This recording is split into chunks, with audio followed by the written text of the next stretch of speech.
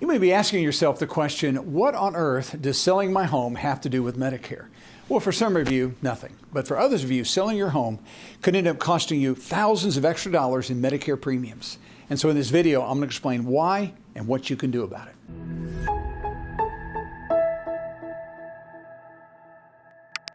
Okay, I want to begin with just giving you kind of a bird's eye view of what I'm going to be covering in this very important video. Number one, we're going to talk about Medicare A and B premiums. We're going to talk about how much the premiums are today in Medicare, as well as how those are going to be calculated. All right, number two, we're going to talk about capital gains. We're going to look at long-term capital gains, short-term capital gains, and the tax implications of those, because when you sell a home, more than likely you're going to make a profit, and that's going to be considered a capital gain. And number three, we're going to talk about selling your home after 63. And so the sale of our home is going to have a capital gain, which is going to affect our income that Medicare is going to look at to determine what we're going to pay for Medicare. And so what I'm going to show you, when you sell your home, we have really one of two goals. So we'd love for you to be able to avoid the capital gain taxes, or at least limit them. I'm going to show you how that's done in this video. All right, so that's the big picture. Let's get into the details now. First off, Medicare premiums. Let's begin here. I want to talk first off about Medicare A premium. Now, A premium, this is the hospital side, the inpatient side, skilled nursing side of Medicare. And for most people, that is going to be a zero premium. And it is based upon what we refer to as quarters. If we have 40 quarters paid into the Medicare tax system, which is 10 years worth of work, because we can get 4 quarters a year. So as we work, we're paying into Medicare. We call those FICA taxes, or self-employment taxes. And so right now, if you work for someone, 1.45% of everything you make is going into Medicare. The employer matches that. If you're self-employed, you pay the full 2.90%. And so again, we fund Medicare. And so Medicare says when you go on Medicare, then they're going to give us Medicare Part A at a zero premium, as long as we have 40 quarters. Now, if we don't have 40 quarters of our own, we can get those from a spouse, even an ex-spouse or deceased spouse. There's some rules that go along with it, but the point is we're looking for 40 quarters. If we have it, there's no premium involved in Part A. Now, Part B is not going to be zero. There is going to be a cost to that, and I'm going to talk about the cost associated with it, but I want you to realize that Part B premiums are not based upon quarters, but rather based upon income, and specifically what we refer to as modified adjusted gross income. That's the number the government's going to look at to decide how much it will cost you to be on Part B. And again, it's income. So again, the sale of a home could have an impact upon your MAGI. And then Part C. Now, Part C are called Advantage plans. In order to have an Advantage plan, you have to be enrolled in A and B. So again, the C plan is also going to be based upon your income, because you have to be enrolled in A and B. And again, MAGI is going to matter when it comes to Advantage plan premiums that you're going to pay for. And then also Part D, these are the drug plans. Now, A and B cover meds that are professionally administered in the hospital or in an outpatient setting, but meds that we self-administered are Part D plans. So there's the meds that we take: high cholesterol, blood pressure medication, insulin, those kinds of things. And so Part D plans are also going to be based upon our income. Again, same thing. So MAGI is going to matter. And again, the sale of the home, the proceeds, if there's profit, it could increase that income. And then lastly, we have Medigap policies. These are also called Medicare supplemental policies. Most common today would be the F plan, the G plan, the N plan. That's what most people have. And Medigap premiums are based upon not income, okay, at all. They're going to be based upon initially how old you are, okay, your gender, oftentimes, and then your zip code. Where do you live? Right? And sometimes tobacco status can be an impact too, but the whole point is supplemental plans and Part A have nothing to do with income, but notice all of these are going to. So our focus is going to be on B, C, and D, and the income that we make will determine what we pay for Medicare. All right, so on the last screen we saw the MAGI, modified adjusted gross income, spelled out right here. How do they arrive at that particular number that's very important? Well, they do it this way. They look at 2 lines on our tax return. Line 11, which is called our adjusted gross income, okay? That's our original kind of taxable income, and then of course there can be deductions after that. And then they take line 11 and they add line 2A with it. and that is called tax-exempt interest. Now, the majority of people don't have anything on line 2A. This is the line for those that invest in municipal bonds and sometimes some U.S. savings bonds, and those have they're not taxable on a federal level. It could be from a state, but not federal. And even though we don't pay taxes on them, that's why they're over on this column, we still have to report those on a return. So to decide how much we're going to pay for our Medicare B, C, and D, they're going to take line 11 plus that tax-exempt interest, combine that together, and that's going to be our modified adjusted gross income number. Now, I'm shooting this video in January 2025. If you're on Medicare now or will begin this year, they're going to look back at MAGI for 2023. Line 11 plus 2A on your 2023 return will determine what you're going to pay for your B, C, and your D of Medicare. So they always look back 2 years. So in 2026, they'll look at 2024. 2027, they'll look at this year, always looking back 2 years. Hey, if you found this video helpful and you want to see more Medicare information just like it, then go below, right below the video, and you can give us the thumbs up as well as subscribe to our channel. And every time I put a new video, which is about 2 every week, you'll be notified of that video, and others just like you who need this vital information will get it as well. All right, so as they look back at those numbers, establishing our modified adjusted gross income, what they do is they establish some thresholds. And you're going to notice that there's different levels. We would actually refer to these as like marginal tax brackets. So the more income we have, the more it could cost us for our Medicare premiums. That's the point. And so they set these thresholds. So let me make some sense of this chart and these numbers. So first off, we begin with the thresholds. And you're going to notice here, I have an individual, so this is going to be someone who files an individual return. And then we have those who are married that file a joint return.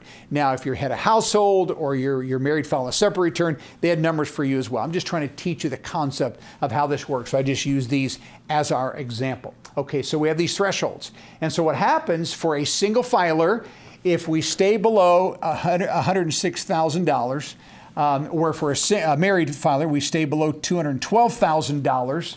Maybe what I'll do is put those lines this way so we stay below it, these thresholds. Then we have a Part B premium this year of $185, $185. If you're on Social Security, it comes out of your check. If not, they're going to bill you that times 3 on a quarterly basis. Okay? Now, if we're between 106 and 133, single filer, 212 and 266, now we're going to pay an additional amount of money. Our MAGI is higher, it's falling in there, and now they're going to add $74 to our Part B premium. So instead of paying $185 this income, now we're going to pay $259. Now I'm going to explain something. This additional amount, this column over here, you'll see this little acronym called IRMA, and it stands for Income Related Monthly Adjustment Amount. Income Related Monthly Adjustment Amount. And these are for people that are considered to be high income. So this is someone that was between 106 and 133, 212 and 266. So because you're high income, the government says you are going to pay more for your Part B as well as for your drug plan. So they add these IRMAs. These are surcharges, additional taxes, marginal tax brackets going up. Now you can see as we continue to go up, I'm not going to look at every single one of these other than give you the numbers, but in this next bracket, so between 133 and 167 here, now we have a total Part B premium of $370. They actually added $185 to that base amount. And again, it keeps going up. Now we have additional $480 we're going to pay, so that's an extra $295 added to the base at this income level. And again, we're getting up there quite a bit. Now we're between $200 and $500 or $400 and $750. IRMA is $405 added to the base, and now we got a total premium for just Part B by itself, $590. And then if we're going to be above $500 or $750 as a joint, now we got an additional $442 added to the base. So now my Part B alone is $627. And so what's my point? My point is, folks, this is all about the modified adjusted gross income. And so the sale of our home is income, okay? It's going to show as income. We'll show you how to avoid that in a minute. But the point is, if we have to consider as income and subject to capital gains taxes, that is causing these numbers to go up. And so we're going to do everything we can to see if maybe we can get some of that reduced. Okay? And so that's going to be the premiums at these income levels. Now watch this. Not only does my high income give me an IRMA on the B side of Medicare, but it also does on the D side of Medicare. Remember the D side, that's the drug side, self-administered medications we take. Now, if I stay below the thresholds, I don't have an IRMA again, and I have to pay extra whatsoever. So as long as we stay below those thresholds, which is about 85% of the population, no IRMAs.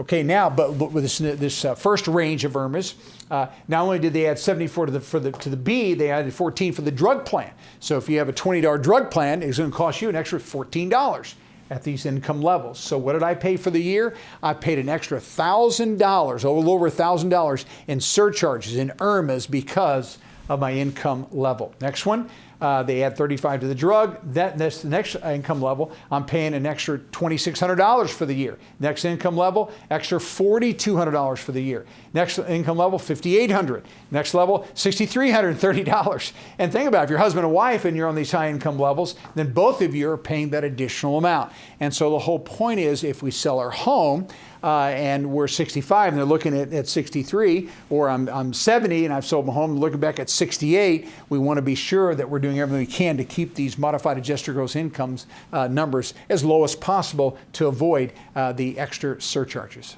All right, so that was all about the A and B premiums and the surcharges that we could be subject to if indeed our income is above the thresholds. Now let's talk about capital gains. And so capital gains has to do with assets that we own. Now, assets for capital gains could include a brokerage account, stocks, mutual funds. It could be machinery that we own. It could be investment real estate that we own, buildings that we own. Certainly our homes. Those are assets. And so the whole concept is, when we buy an asset, if we buy it at a lower price, and then we turn around and we sell it at a higher price, right? Which we want to do, of course, we're going to have profit.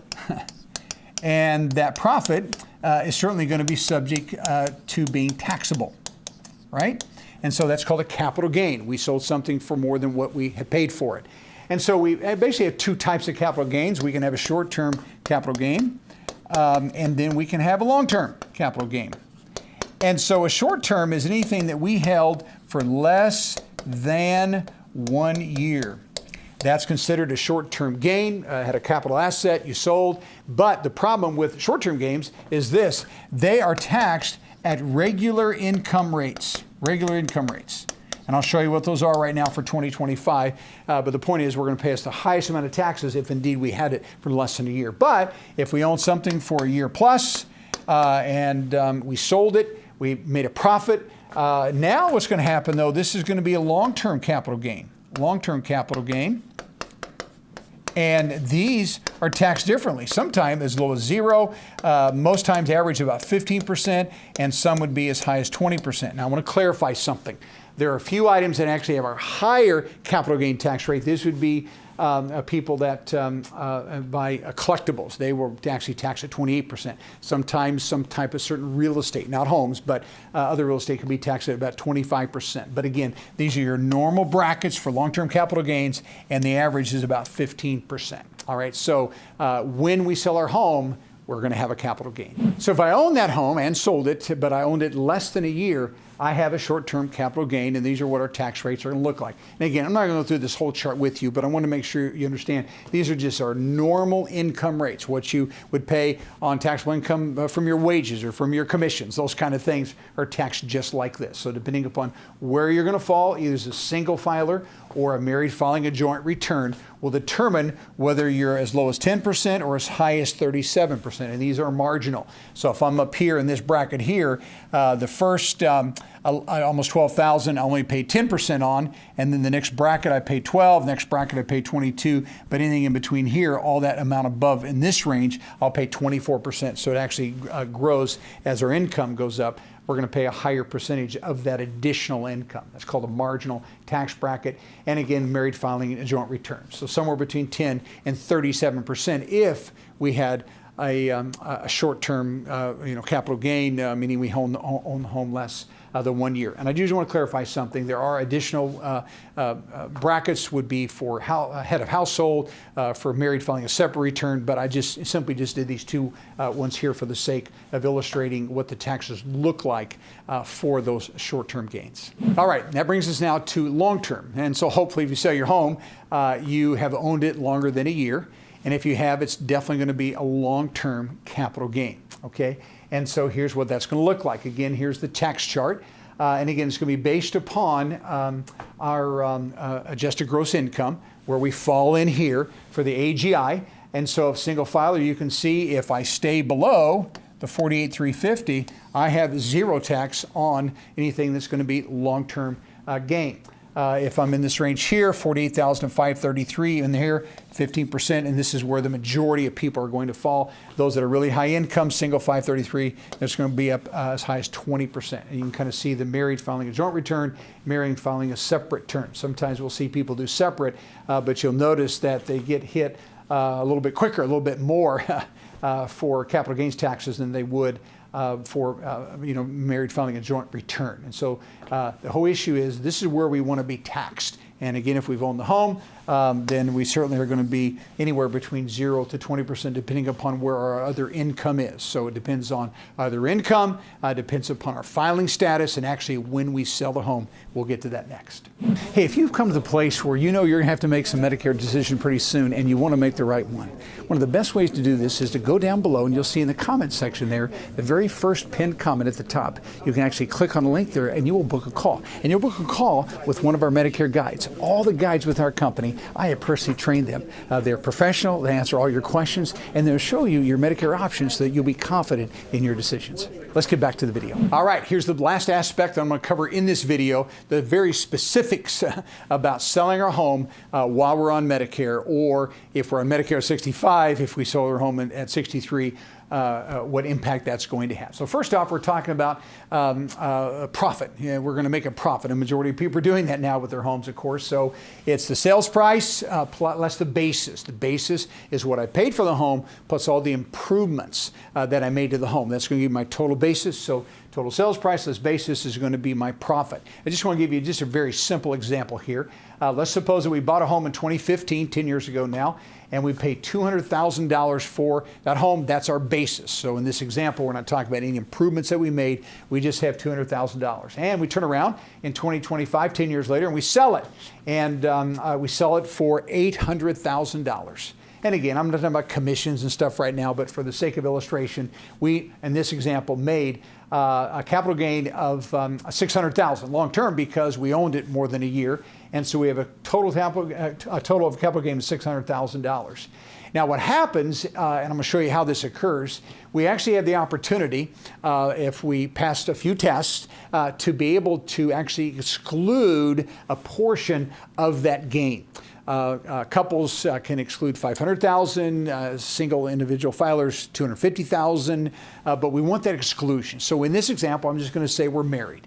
We made $600,000, and the exclusion amount will actually be $500,000. We can actually just remove that from the tax equation. That's what we want to do for sure. Okay, why? Because if we remove that $500,000, that's going to bring us down in our modified adjusted gross income. So we want to try to eliminate as much as we can, or at least reduce it as much as we can. All right, but in this example, we made $600,000. The exclusion is $500,000 for a couple, and so we're still going to have a long-term taxable gain of $100,000. That number is going to go into line 11, so it's going to affect our Medicare premiums, right? And so, but we can't avoid it because there is going to be a limit to how much we can exclude. So I'm going to show you how it is that we can qualify to get this $500,000 exclusion so that we're bringing down our modified adjusted gross income. Okay, so this particular exclusion is called actually 121, part of the tax code for getting some of this profit excluded from the sale of a home. Okay, and so let's talk about some of the ways in which this works. First off, I want to clarify something. There is actually an automatic disqualification for 121, meaning you can't do this on that particular piece of property. And one of them is for what they call a 1031 exchange, or it's called a like-kind exchange. If that's the property you're selling, it does not qualify for an exclusion. Also, if you're one that is paying an expatriate tax, you cannot qualify for a 121 exclusion. If that's you, you know exactly what I'm talking about. So those are the two automatic disqualifiers, 1031 exchanges and expatriate tax as well if you're paying that. All right, now, so if that's not the situation, now we have some hope for the exclusion. So let's look at that exclusion. Again, we said earlier, a single person can exclude up to $250,000. A married couple can exclude up to $500,000 as long, again, as they qualify. So we're going to talk about how we qualify. Here's the different tests. Number one, we have what's called an ownership test. Now, I want to clarify something.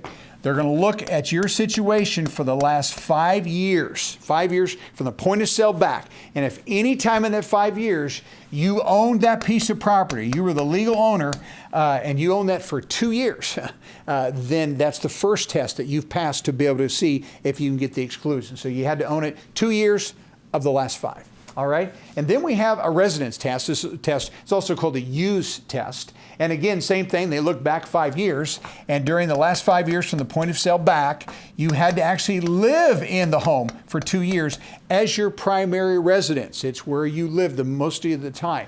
You had a bank account in that area, and you had a voter registration card in that area, and this is, your mailing address, all those things, and you can prove that it was your primary residence, your principal place to live for 2 of the last 5. Okay, and by the way, that doesn't have to be consecutive. You may have lived in it for a year and moved. You still owned it, but you moved away, and you traveled abroad or something for a year, and then you came back. So it doesn't have to be consecutive. It just has to be a total of 24 months where that was your residence during that 5-year period of time. Now, one thing about the ownership test, this only has to be one spouse.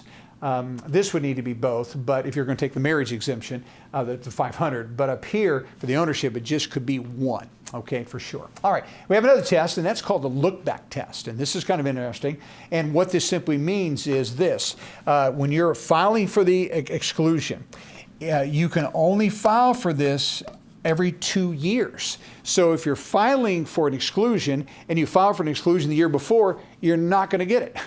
If you filed it 3, 4, 5 years ago, you'll get it then because they'll do it again. So that's the look-back test. So you can only do this every 2 years.